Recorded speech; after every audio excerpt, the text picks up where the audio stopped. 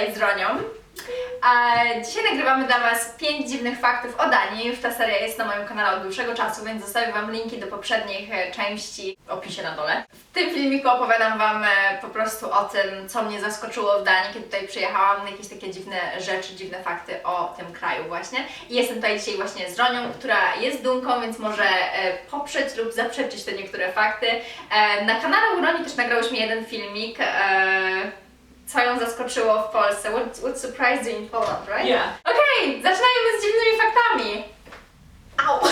Pierwszy dziwny fakt to taki, że zauważyłam tutaj w Danii, że właśnie wszyscy tutaj jedzą słodycze na weekendy. I małe dzieci, i dorośli, nawet tacy w naszym wieku zawsze chodzą do sklepu z takimi właśnie żelkami w piątki i soboty i po prostu ten sklep jest zawsze opakowany, ponieważ ludzie na weekend uwielbiają jeść słodycze i sobie tak wtedy ustalają taki rodzinny dzień i właśnie ze słodyczami. What I remember from when I was a little child is that we actually got money every Friday to get the Friday candy Friday night or Saturday night. So we would get 30 krona for shopping the candy, and then we would go home and just watch like cartoons and eat the candy Friday night. Very popular, and it's also very normal when you have kids, because people think about when they want to give their kids sugar and candy and stuff like that, so they basically say no throughout the whole week, and then they say, okay, but now it's Friday and now it's time to relax and hygge. And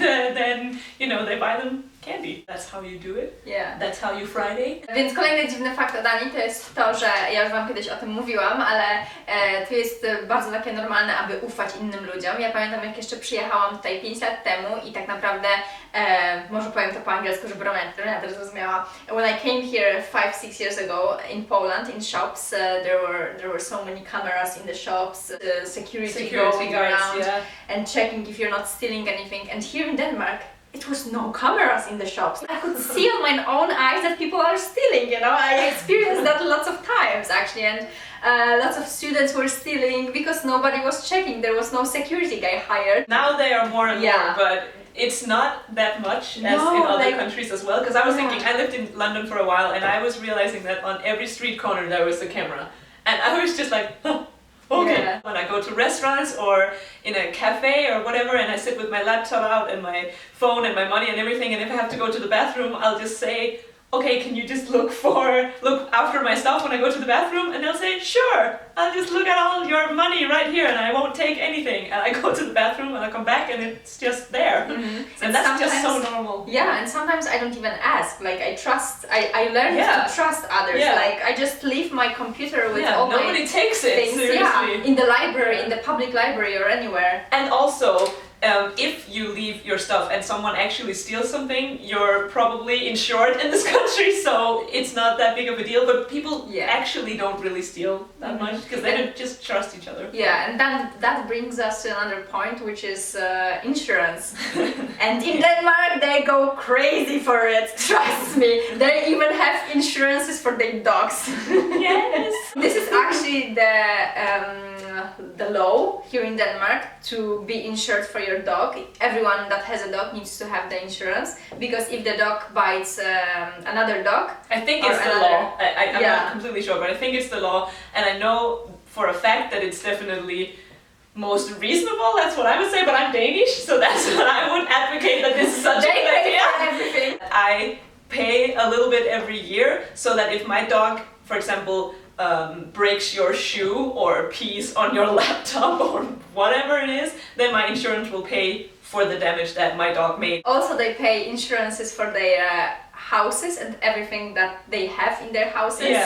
Yeah, we have to... I have a friend here from Denmark, and she told me that she broke her sewing machine, and she was like, but it's fine, I have insurance for that, so they're gonna buy me the new one. For the sewing machine, like what the fuck? I bought a sewing machine, machine, and then I broke it on the floor the day I opened it, and then I went back to IKEA and I just delivered it in and said, when I opened it, it was broken. And they're like, oh, I'm so sorry, and they gave me the sewing machine and money. Trust. And I was just like, insurance. Are you serious? Okay, thank you.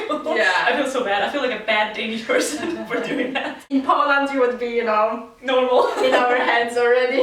You would be Polish. Kolejny Kolejny dziwny fakt to jest to, że tutaj jak się jest już zatrudnionym w pracy, to tutaj ludzie żyją bardzo powoli, oni mają po prostu czas na wszystko w pracy, oni sobie siedzą, sprawdzą sobie Facebooka, sprawdzą sobie tego, co godzinę pytają się, wydała kawę, skarbieńką kawę, ja, po prostu co godzinę się tutaj bierze przerwy na kawę. It's like an excuse to take a break because it's totally okay to say, let me just take 2 minutes, I need a cup of coffee. Yeah. And I'm like, what? Bo tutaj rzeczywiście biorą tą kawę, tak jak się bierze pauzę na papierosy. Po prostu rozmawia, siedzi się obok siebie ze znajomymi z pracy i się po prostu mówi o swoim życiu. I feel like sometimes you're actually kind of, not in a sad way or anything, but like excluded if you don't drink coffee because Yeah. then people are like, Yeah. do you want a cup of coffee? And you're like, I don't actually like coffee. And they're like, oh, you drink tea? Kolejny dziwny fakt o Danii to jest to, że tutaj jest bardzo, ale to bardzo dużo dialektów. Dania ma 5 milionów ludzi, a tak naprawdę jest tyle dialektów, chyba około, dajmy na to, z 30 czy coś takiego.